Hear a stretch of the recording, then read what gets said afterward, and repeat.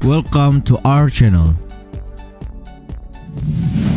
Tahukah kalian pada era 780 Masehi sampai 1258 Masehi, Islam sedang jaya-jayanya. Bagaimana tidak, di masa itulah terlahir banyak cendekiawan muslim yang berkontribusi di bidang ilmu pengetahuan.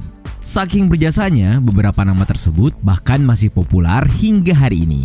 Siapa saja mereka? Berikut sederet cendekiawan muslim yang namanya masih populer hingga hari ini.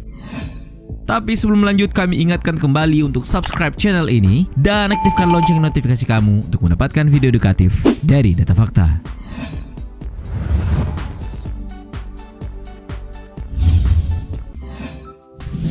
Jabir Ibnu Hayyan. Menurut kalian, siapakah orang pertama yang mengidentifikasi zat yang dapat melarutkan emas, menemukan asam sulfat, klorida, dan nitrat, serta alkali? Jika belum tahu, sepertinya kalian sudah harus berkenalan dengan sosok Jabir Ibnu Hayyan. Cendekiawan muslim yang bernama lengkap Abu Musa Jabir bin Hayyan al-Kufi as-Sufi ini bahkan mendapat gelar Bapak Ilmu Kimia Modern Dunia dengan sebutan Geber dari dunia barat. Untuk karya tulis, Jabir Ibnu Hayyan telah menulis banyak buku yang begitu populer di Eropa.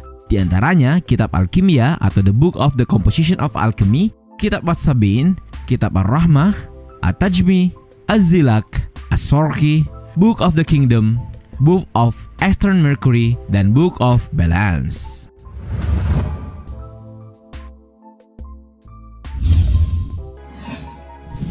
Al-Khwarizmi.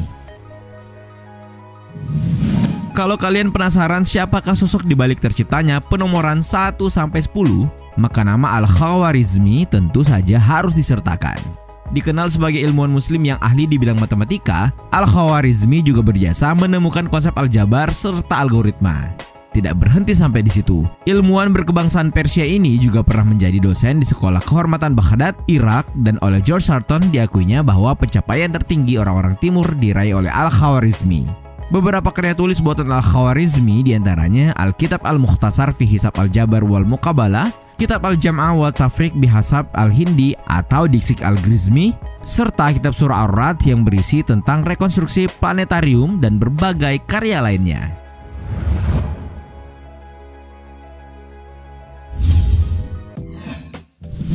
Thibit Ibnu Qurra. Satu lagi ahli matematika yang berasal dari cendekiawan muslim dan sangat berjasa dalam meletakkan dasar-dasar matematika modern. Yap, siapa lagi kalau bukan Thibit Ibnu Qurra yang didapuk sebagai pendiri ilmu keseimbangan berkat kitab monumental yang ditulisnya, yakni kitab Fi'l Kharastun atau buku keseimbangan balok. Nah, selain itu yang mesti kalian tahu adalah cendekiawan muslim di zaman kekuasaan dinasti Abbasiyah ini juga berjasa dalam penemuan hitungan integral, geometri analitik, dalil trigonometri lingkaran, serta konsep angka-angka real. Tidak hanya matematika, faktanya Thibit Ibnu Qurra pun diketahui mendalami ilmu astronomi juga filsafat, dan dari sanalah berbagai risalahnya pun lahir dan masih dipelajari hingga hari ini.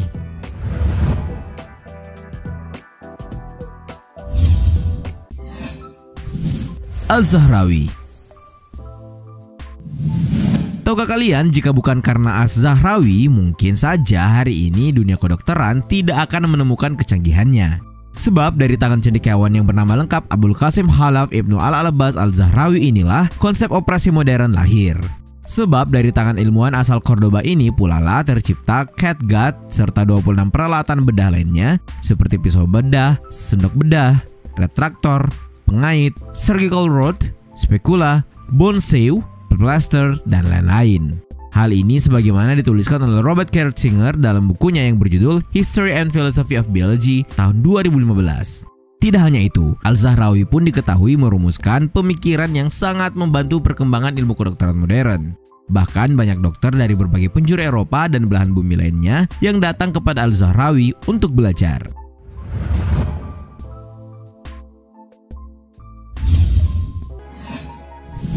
Ibnu Haytham. Nah, kalau cendekiawan muslim yang satu ini sangat berjasa atas teori optik yang ditemukannya. Fakta menyebutkan bahwa ilmuwan Irak yang bernama lengkap Abu Ali Muhammad Ibnu Al-Hasan Ibnu Al-Haytham ini merupakan orang pertama yang menemukan juga menulis data penting mengenai cahaya. Karena itu tidak salah jika selama lebih dari 500 tahun Al-Manadir masuk dalam jajaran buku penting ilmu optik. Bahkan sudah ada sekitar 200 buku yang ditulisnya, meski hanya sebagian yang tersisa, di mana salah satu karya monumentalnya, yakni Kitab Al-Manadir, pun tidak jelas keberadaannya. Dan jangan heran juga jika nama-nama seperti Boger, Bacon, dan Kepler yang sekarang dikenal sebagai pencipta mikroskop serta teleskop awalnya terinspirasi dari seorang Ibnu Haytham.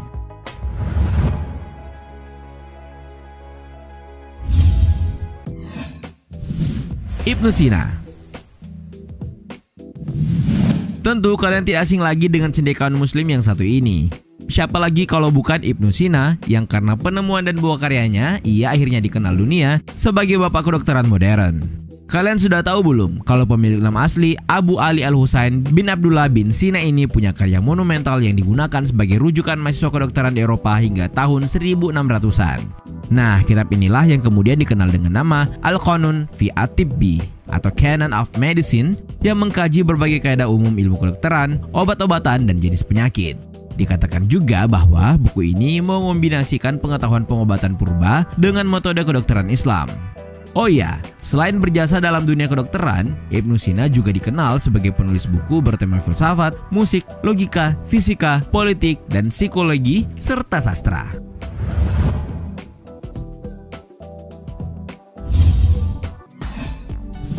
Umar Khayyam. Nama Umar Khayyam sepertinya sudah sangat familiar, terlebih atas reputasinya sebagai matematikawan dan astronom dari periode abad pertengahan. Bahkan nih, sebagian besar lainnya juga mengenal sosoknya sebagai filsuf dan sastrawan ternama. Sumbangsihnya dalam bidang matematika dapat ditemui dalam Treatise on Demonstration of Problems of Algebra, salah satu risalah paling penting pada aljabar yang ditulisnya sebelum era modern. Tulisan tersebut mencakup metode geometrik untuk memecahkan persamaan kubik dengan silang menyilang hiperbola dengan lingkaran. Nah, sementara dalam bidang astronomi, ilmuwan Iran tersebut berhasil mengoreksi kalender Persia serta menghitung panjang tahun matahari secara akurat.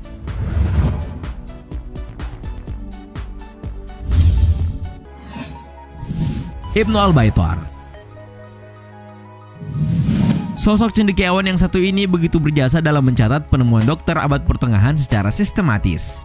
Selain dikenal sebagai ahli farmasi, ia juga dikenal sebagai ahli botani. Lalu penemuan seperti apa yang dimaksud? Faktanya ilmuwan asal Malaga yang bernama lengkap Abu Muhammad Abdallah Ibnu Ahmad Ibnu Al-Baitar Dia ad-Din Al-Malaki ini berjasa atas kitab yang ditulisnya. Nah, di mana Al-Jami fil Adwiyah Al-Mufrada adalah kitab yang dimaksud. Ensiklopedia tumbuh yang ada dalam kitab ini mencakup 1.400 item. Terbanyak adalah tumbuhan obat dan sayur mayur termasuk 200 tumbuhan yang sebelumnya tidak diketahui jenisnya. Karena itu tidak mengherankan jika kitab ini menjadi rujukan para ahli tumbuhan dan obat-obatan hingga abad ke-16.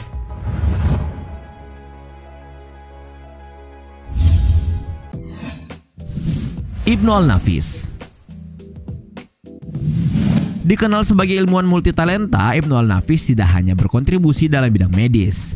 Ilmuwan asal Damaskus ini pun diketahui turut pula dalam menyusun risalah bertema hukum, teologi, filsafat, sosiologi, dan astronomi.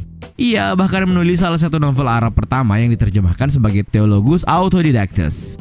Kontribusinya dalam bidang medis pun cukup gemilang, sebab orang-orang mengenal sosoknya sebagai ilmuwan pertama yang mengungkapkan teori pembuluh darah capillary. Secara akurat, ia dapat mendeskripsikan peredaran darah dalam tubuh. Karena itu tidak salah jika ia mendapat julukan sebagai Bapak Fisiologi Peredaran Darah. Hebatnya lagi, ia berhasil menulis ensiklopedia medis terbesar yang pernah tercatat di dalam sejarah.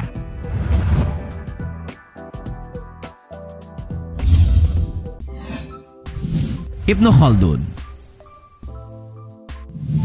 Tahukah kalian, jauh sebelum Auguste Comte mempopulerkan istilah sosiologi di abad ke-19, cendekiawan muslim bernama Ibnu Khaldun sudah lebih dulu menggagasnya melalui kitab Muqaddimah. Muqaddimah sendiri merupakan jilid pertama dari sebuah kitab Al-Ibar yang keseluruhannya berjumlah 7 jilid, di mana dunia barat mengenalnya dengan nama Prolegomena.